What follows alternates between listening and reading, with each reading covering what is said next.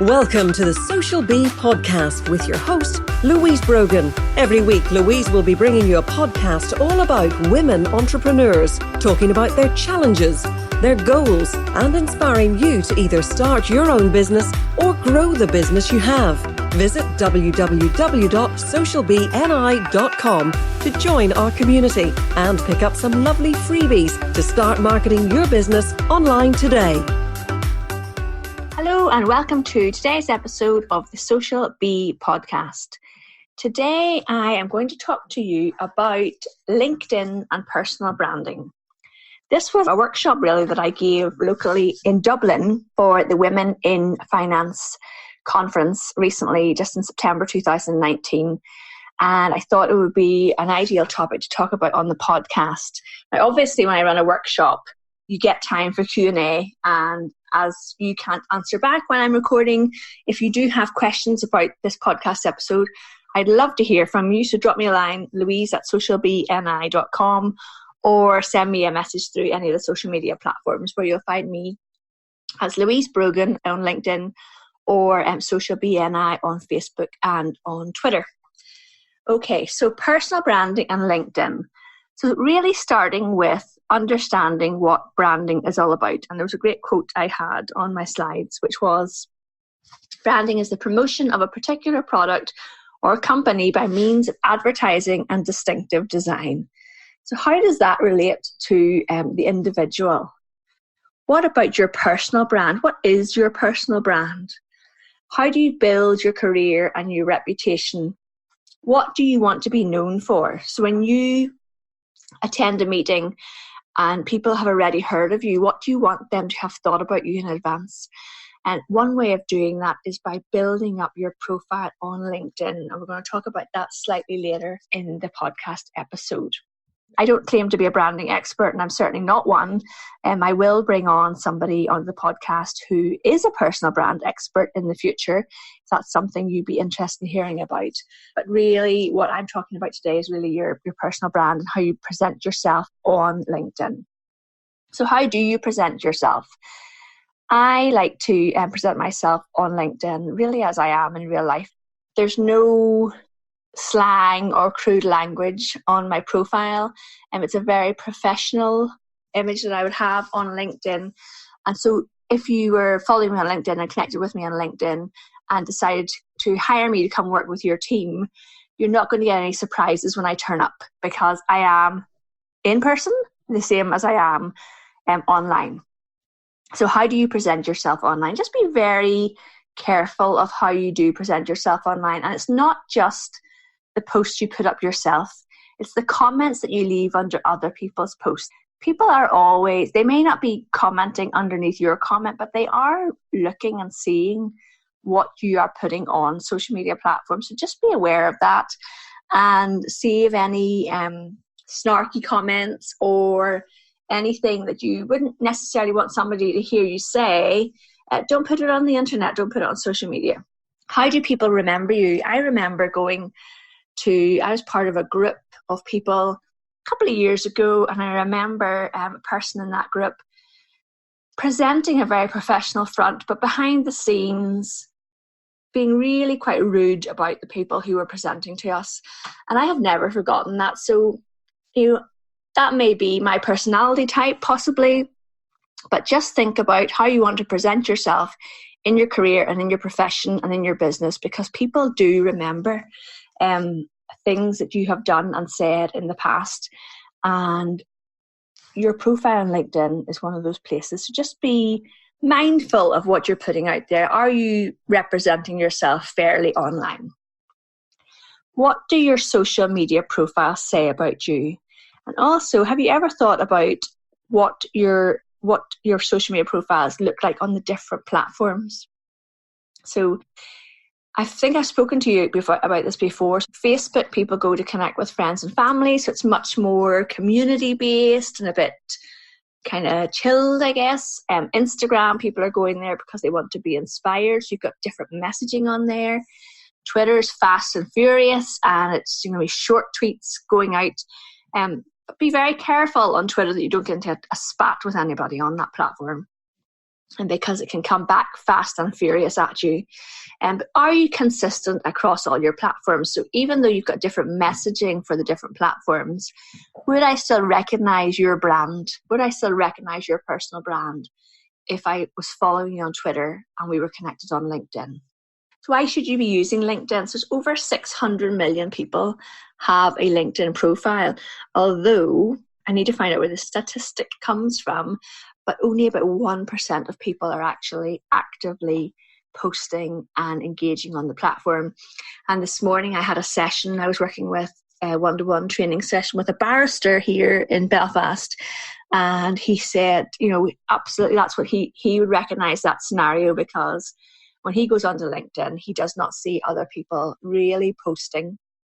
Lots of people are sharing articles that other people have written, but aren't even necessarily giving their own comment or thought on those articles. So I said to this client that actually, because very few people in his industry or profession are doing this, it's really a brilliant place for him to make a mark and raise his personal brand.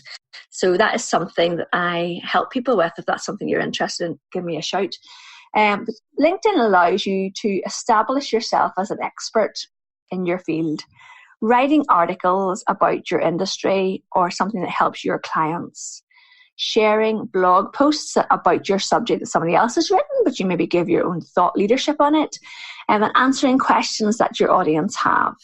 The benefits of actually using LinkedIn to grow your personal brand are growing your own network with professionals in your industry or possible people you would collaborate with, or people that you might have a mutual interest in something, connecting with somebody you've met through working together. Maybe you've been to the same conferences.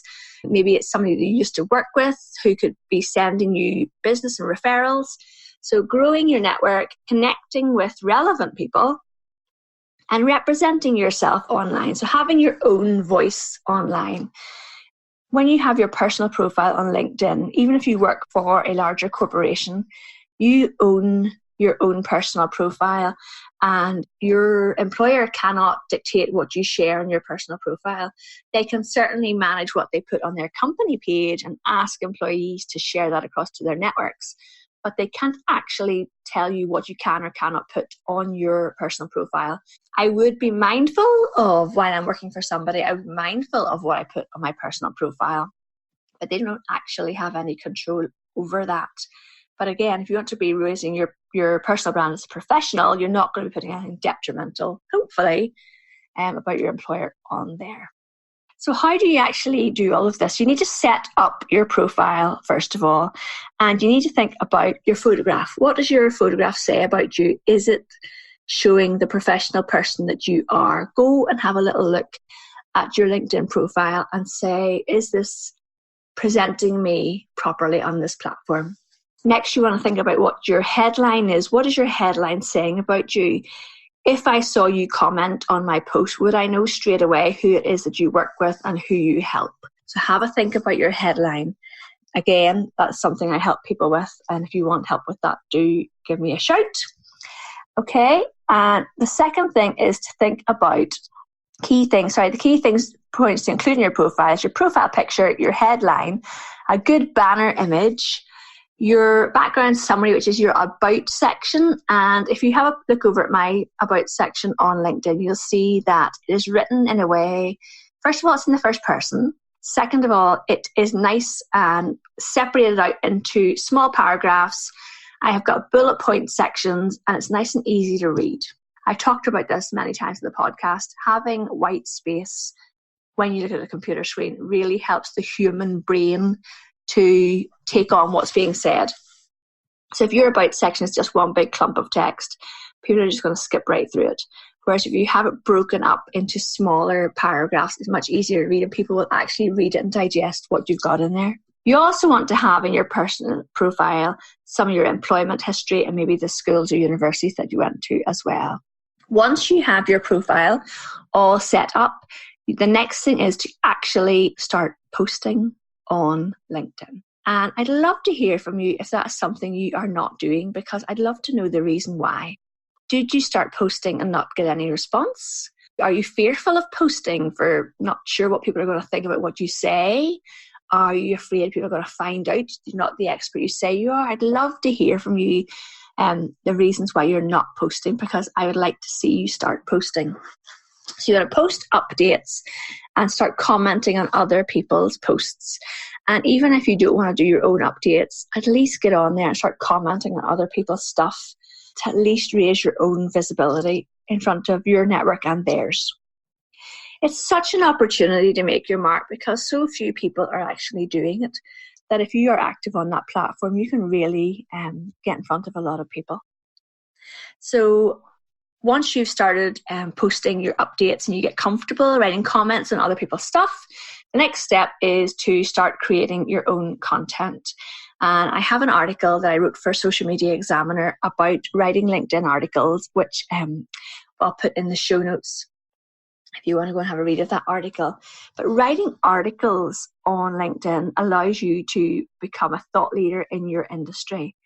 And when somebody looks at your personal profile on LinkedIn and scrolls down, articles get given a really high profile on your profile. So just go and look at somebody who's written articles and you'll see what I mean. So when you go down to the activity box where it has the posts and the activity, the articles take up 50% of that box. So go and have a look at that. And it's a really brilliant way for you to start raising your profile on there. So when you're thinking about you're writing your articles, who are you actually writing for? So keeping in mind what are you using LinkedIn for? Who are you trying to connect with? You're not writing this for your colleagues or your peers. If you are running a business and you're trying to attract your ideal clients, you're writing it for your clients. So just be mindful of who you're actually trying to write your articles for. Think about what you want to be known for. So what are your strengths, your skills, and your values? And think about all of those things when you are writing comments, articles, and posts on LinkedIn, because we're trying to build up your personal brand on this platform. Okay. So creating content and joining conversations. So engage in conversations that are already happening online, and you will see conversations not just started by people in your own network, but also people in your network, if that makes sense. So people who are maybe your second connection may have posted a piece and asked a question, and somebody in your network has commented on it, and that's going to show up in your feed. So take the plunge and comment in there as well, and get to know people a little bit more on LinkedIn and really raise your profile that way. I would say think about who you want to connect with thoughtfully. So don't just accept everybody's connection request. You can change your profile over to set it to follow first rather than connect. And that is something you can do in your privacy settings when you are on the LinkedIn mobile app. It's not something you can do on desktop at this current point in time.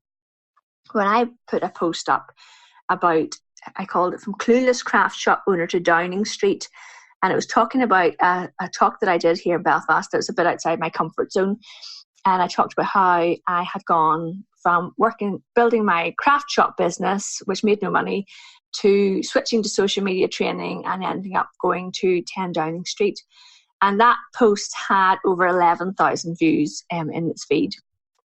At the time that I took the screenshot, there were 230 interactions on that and over 66 comments.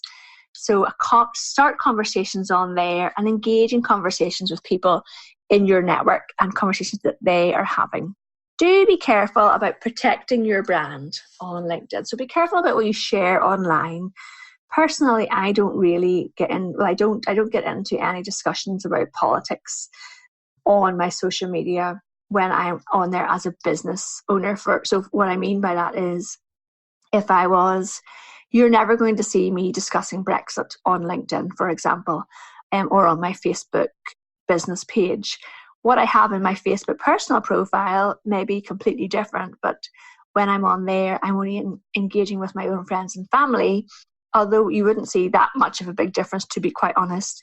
But I maybe wouldn't talk about, so I have a mainly vegetarian diet, for example, but I don't talk about that on Twitter or on LinkedIn or my Facebook business page.